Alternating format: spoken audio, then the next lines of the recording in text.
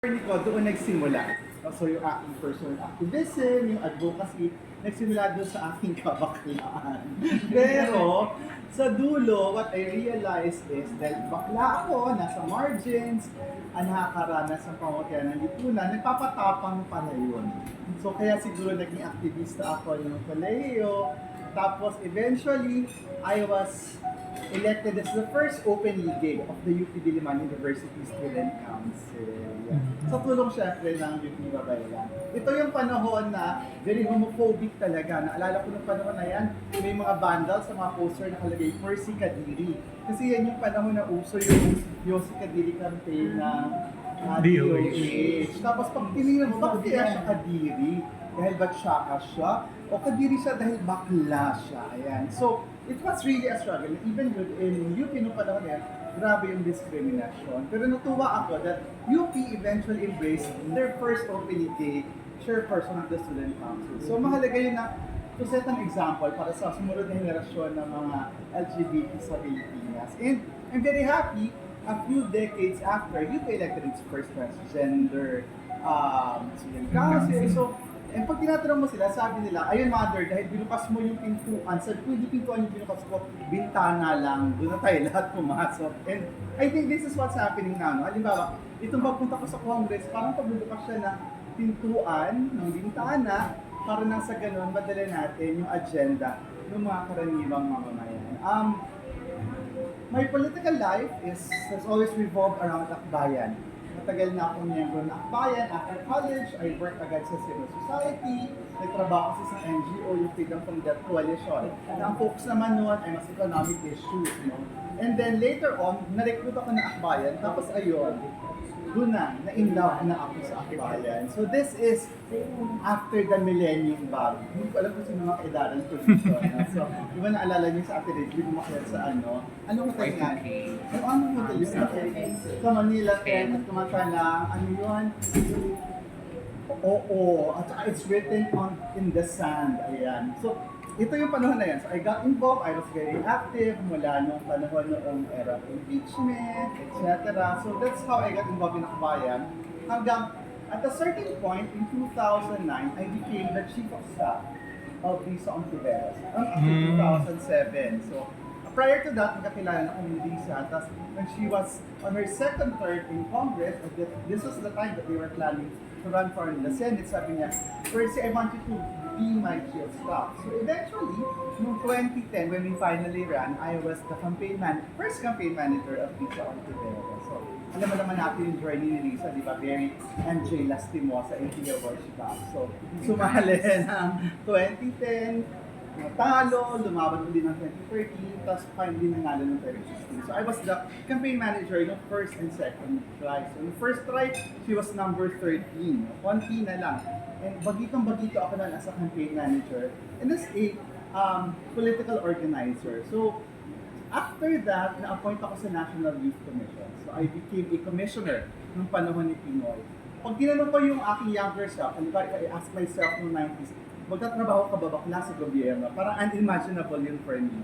Pero when that time came, nung panahon ni Pinoy, yung panahon ng reforma, ganyan, sabi ko, this is a good time to work in government. So I became part of NYC.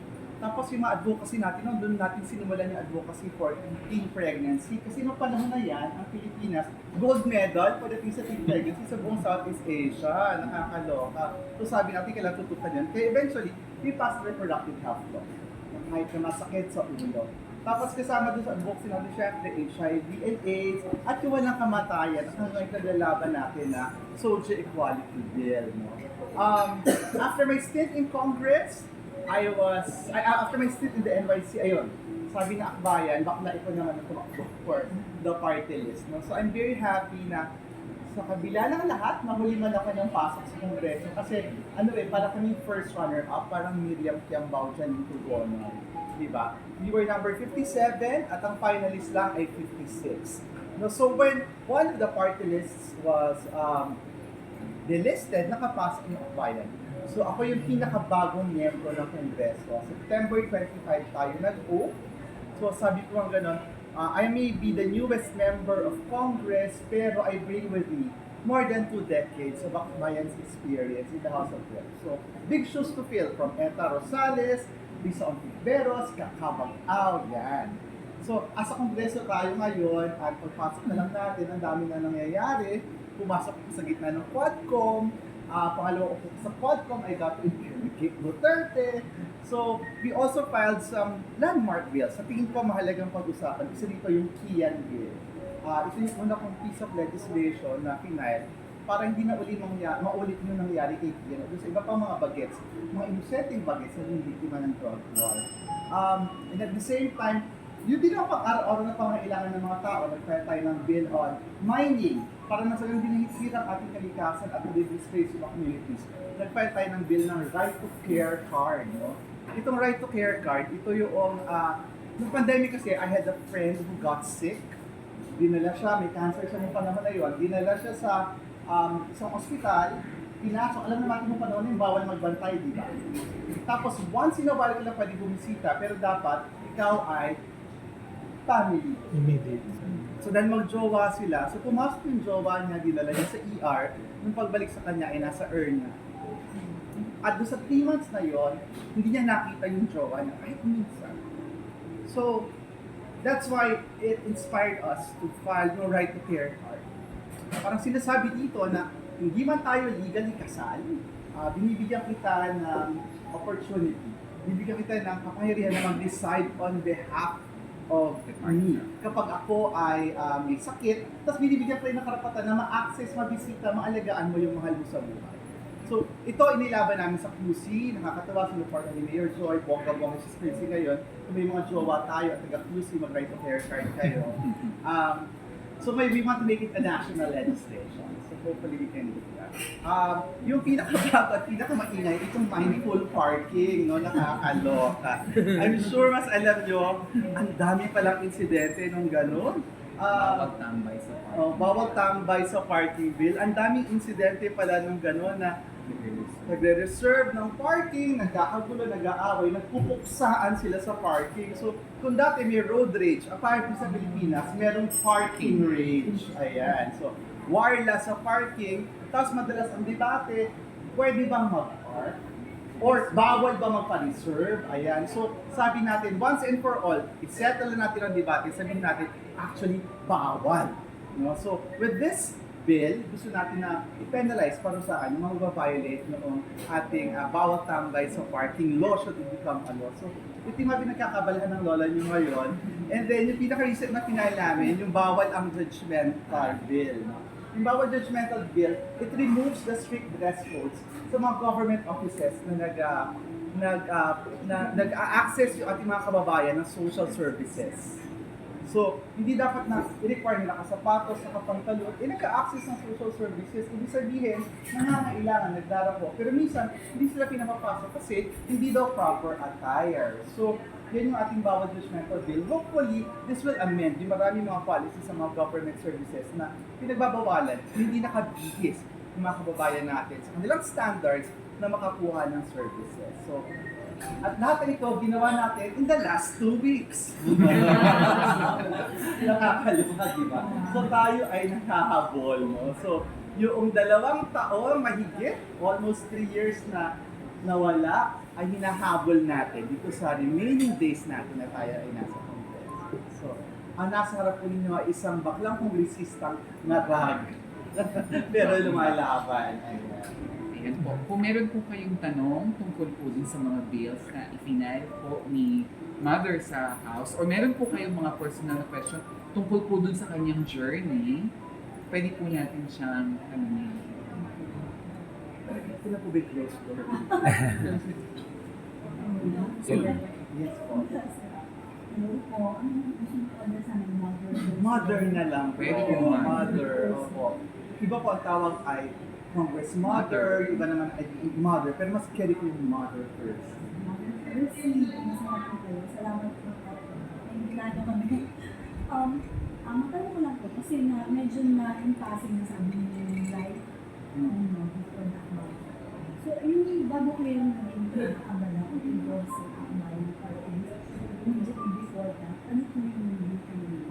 Well, I grew up, ano kasi, probinsyana akong girl. So, I grew up in Nueva Ecija, sa Cabanatuan.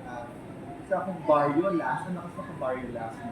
Taga Mayagap Sur, Cabanatuan City. So, I still go doon and that keeps me grounded. So, bago yun, ayun, taga-probinsya kami, ang tatay ko ay isang mekaniko, ang nanay ko isang public school teacher. So, that is, and still is, yung aking buhay. Tapos, bago ako nag-akbayan, involved ako sa advocacy. So, I was part of the people who organized the Pride Marches nung araw, ng 90s na. So, yung mga una, pangalawa, pangatlo, hanggang pang-sampu yata na Pride March program committee head ako ng panahon na yun. So, isa kami doon sa una nag-march. Naalala ko yung first Pride March in 1996. May batang 90s ba? May batang 1996 to 1996 yung first Pride March sa Malate. Ako yung isa doon sa unang mga nag-march ang mga bagets. So bagets pa kami noon. So there are around 100 o 120 na taong nag-march for the first Pride March. Tapos kami yung grupo ng mga bagets. There were siguro mga 20 of us. So kami na yung pinakabata sa contingent. And then, that was 1996, imagine, ilan na yung nag-march ng 100. Tapos last year talaga, oo. Pagpunta natin ng Pride March, parang 100,000. Tapos feeling ko, ako na yung pinakamatanda dito. Ayan. So it's a full circle. So that was and still is my life. Yung buhay sa advocacy for equality.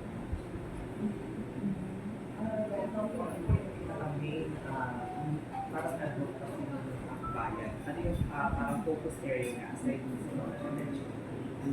Lagi naman yung focus ng bayan is for equality, para sa pagkapantay-pantay, hindi lamang sa karapatan, kundi pati sa mga oportunidad tulad ng kabuhayan. Kaya kayo isang bill na laging pinafile na akbayan sa Kongreso, yung makakabalik tayo, ay yung security of tenure. Kasi sabi natin dapat ang endo hindi normal. Kasi ngayon parang yung endo nagiging normal na sa buhay ng mga bagets, di ba parang tanggap na ng mga tao na ganoon talaga hanggang 6 na buwan, and after 6 na buwan, susubiin ka na sa trabaho kasi hindi ka ma-regularize. So, isa yun doon sa gusto natin tutukan, yung katiyakan sa trabaho. At finally, ipagbawal na yung endo na yan. Kasi hindi tayo naniniwala doon sa sistema ng endo. Dahil di ba, kung sinasabi nila na, kaya yan contractual kasi hindi yan essential. Pero di ba, halimbawa, sa isang fast food, yung nagsaserve sa atin, kung hindi siya essential, ibig sabihin, may linggo na pwede walang nagsaserve, may linggo na walang cashier, may linggo na walang kitchen.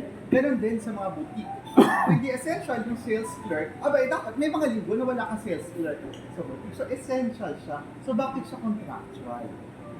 Bakit 6 na buwan lang? Bakit walang katiyakan sa trabaho?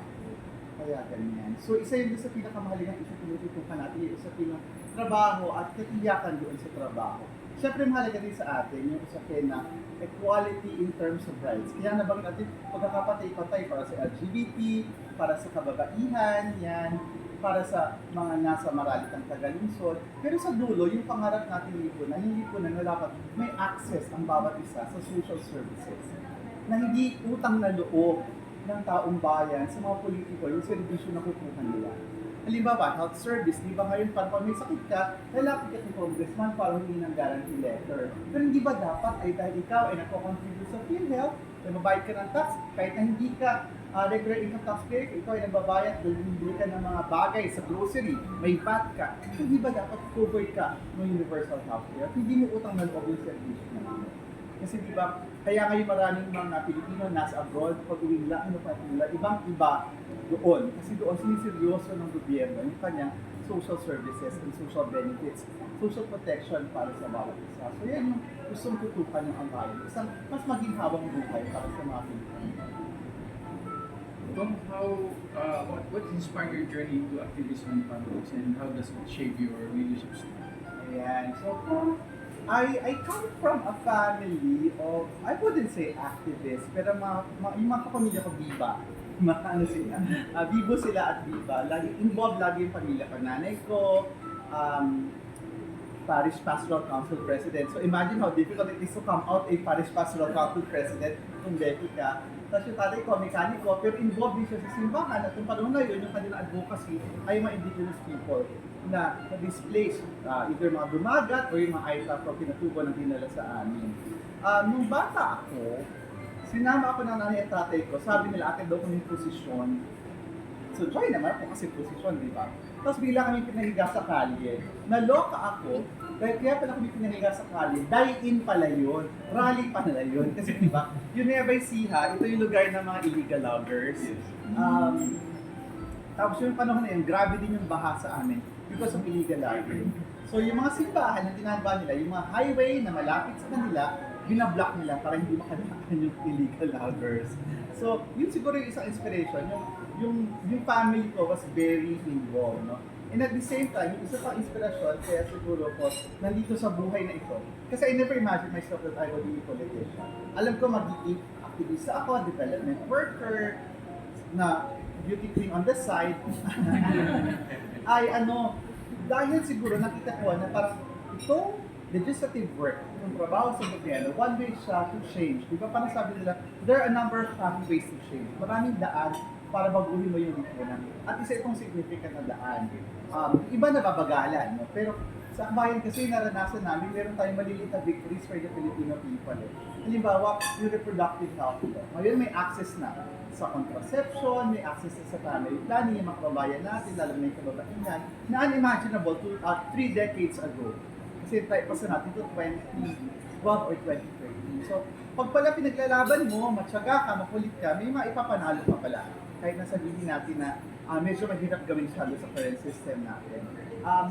Isa pang victory recently na masaya ako ay yung victory natin para magkaroon ng anti-hospital deposit law. So ngayon sabi natin, dapat ang hospital hindi nagre-require ng deposit, dapat i-admit ka, gamutin ka, without requiring for deposit. So yung victory na nakita natin for our fellow Filipinos ay yung expanded maternity leave, di ba? Nung araw parang di ba may biruan dati pa nanganganak ka na parang pwede ka na daw gumalaw sa bahay kapag yung ihi mo ay malinaw na, di ba? Yung mga chika pa yung matatanda na lagay mo yung piso sa arinola, tapos umihi ka, pag clear nakikita mo yung piso, go! Pwede ka na magtrabaho. Pero, ang nangyayari nung araw, because of very short maternity leave, malabo pa yung, hindi mo pakita yung piso, pinagtatrabaho ka na. So ngayon, expanded maternity leave na tayo at par na yung number of maternity leave natin sa buong, more or less, in the whole of Southeast Asia. Pero syempre, in the future, gusto ko natin dagdagan yan. Kasi halimbawa, in more developed countries, naalala ko yung mga kaibigan ko na aktivista din, mga social democrats na nasa Scandinavia, yung mga Sweden o Norway, sa kanila kasi 1 year. Nakakalungkot, di ba? Pero ang tawag nila, parenting leave. Parenting leave. Tapos yun, pwede hatiin ng mag-asawa. Pwede sabihin na, sige, yung ulang buwan, critical to sa bata, kay mami, tapos yung sumunod naman ay doon sa tatay. Hindi rin nangarap ng 1 year sa Pilipinas, pero sinasabi lang natin, dapat i-recognize that even men should have participation sa pagpakalaki at pag-aalaga ng ating mga anak. Baka nga mas bumais ang mga kalalakihan kapag nasa dagdagan sila ng bata. Ayan, oo. So yun. So, yung gender equality is one passion that I really have. Kaya for a time, bago ako nag-Congress, I was a consultant of the Gender and Development Council of Quezon City, Mayor Joy.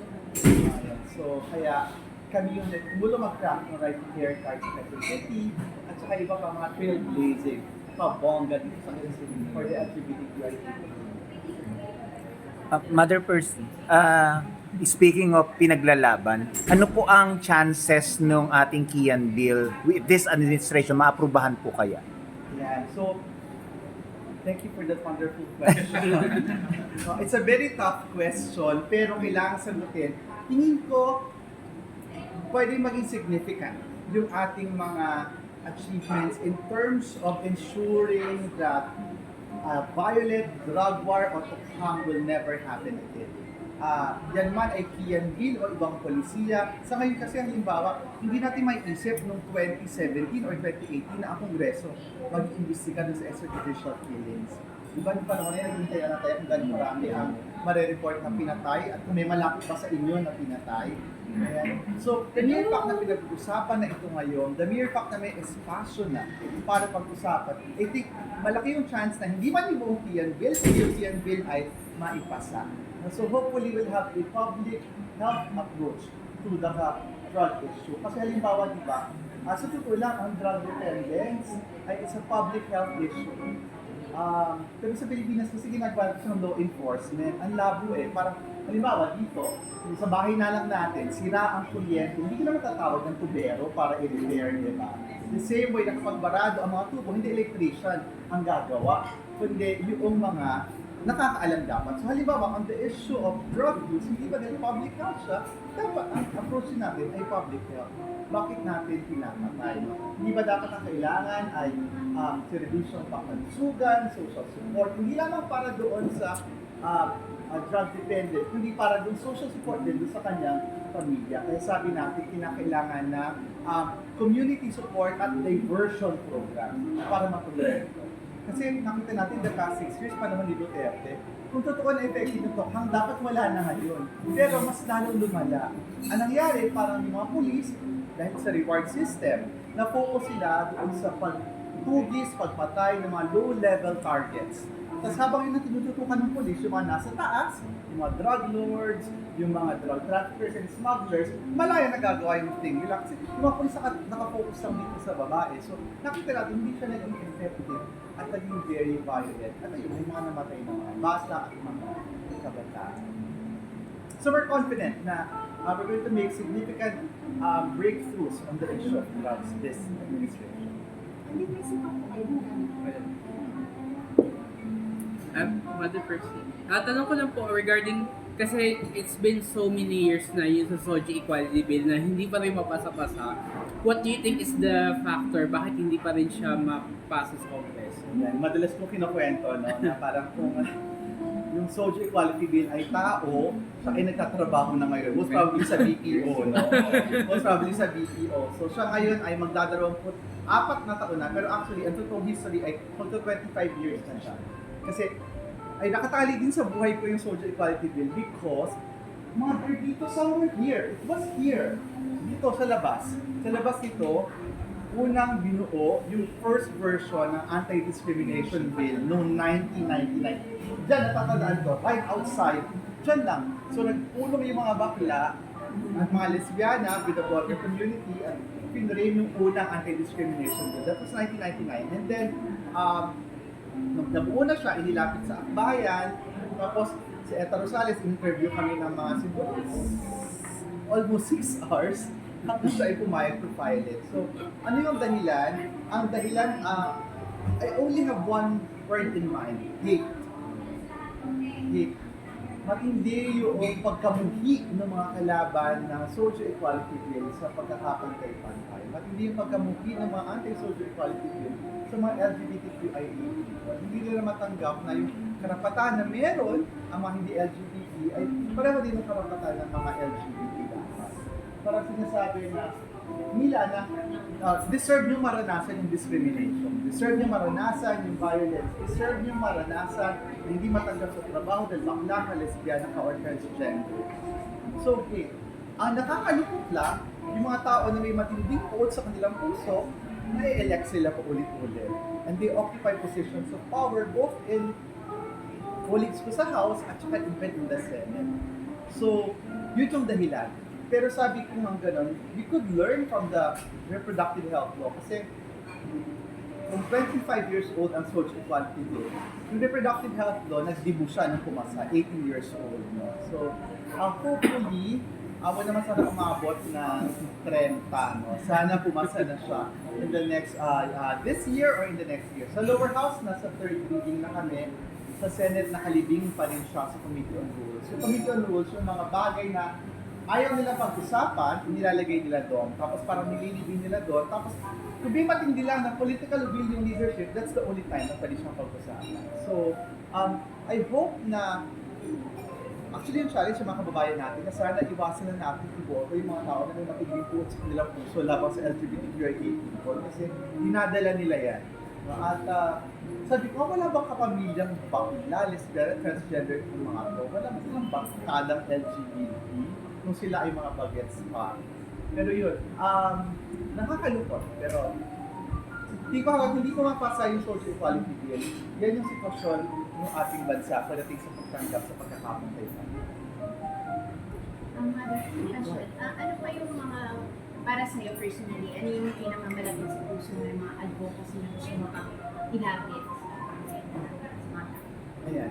So, ako ay youth development advocate. So, mahalaga sa akin yung usapin ng youth development. Kasi nung nasa NYC ako, kami yung bumuo, pinukunahan ko yung pagbuo ng Philippine Youth Development Plan for 2016 to 2020. At naalala ko, simple lang yung pag-frame namin on what youth development is. Dapat yung mga bagets na abot nila yung mga pangarap nila sa buhay. So dapat binabawasan natin yung hadlang, yung deterrence for them to achieve their goals. So youth development is very important for me. Tapos din ako ay taga-barrio, napakahalaga sa akin yung rural development. Kaya nga yung isang major achievement, akbayan ng proud na proud ako ay ang rare reform, yung pagpapatuloy ng pamimigay ng lupa. Kaya yung isa sa gusto natin tutukan ay paano masusuportahan yung ating mga magsasaka. Kasi because of climate change, vulnerable na nga sila dati, mas vulnerable pa sila ngayon. At tandaan natin, hindi malalaki negosyante ang magsasaka. Kadalasan, ang puhunan nila ay sapat lamang para sa isang taniman. At kalahati noon, ang malaki doon na inutang pa nila. So kung sa taniman na ito ay nabagyo sila, nasira at walang inani, baon na sila sa utang. So kaya nagkakaroon ng cycle of poverty in the rural areas. At dahil doon, nakikita ng mga bagets na, ganito lang pala yung buhay sa baryo. Alis ako. Pumunta ako sa bayan, niluwas ako sa Maynila, kung saan limited naman yung mga opportunities din.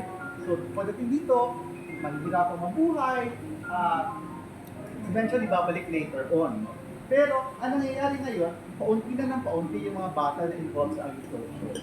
Kaya ang nangyayari, ganun tayong age farming population. Parang nasa 60 or 61 ang average age ng Filipino farmer. So, imagine mo, kung ganun katanda, kahit yung productivity bababahin. Kaya hindi nakapagtataka na ang taas ng presyo ng bilihin, agricultural products. Maliban doon, ginagawa pa sa division ng mga farmlands natin, no?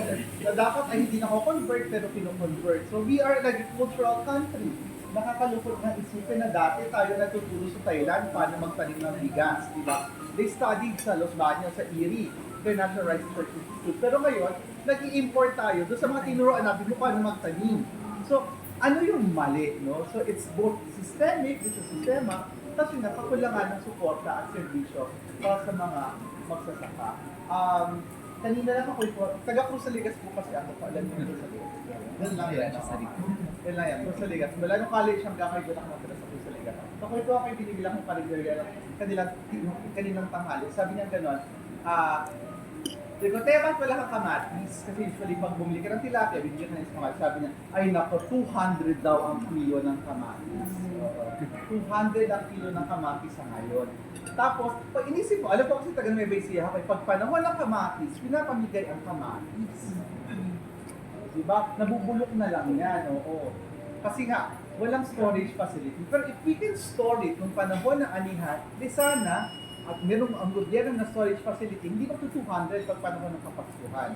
So ito mga kapatid, mukhang ilang buwan tayo hindi makakapag-sarsyado kasi 200 di ba? Oo, wala man magsasawsaw ng kamatis. Pati daw talong ang mahal ngayon, so then mo muna tayo sa talong.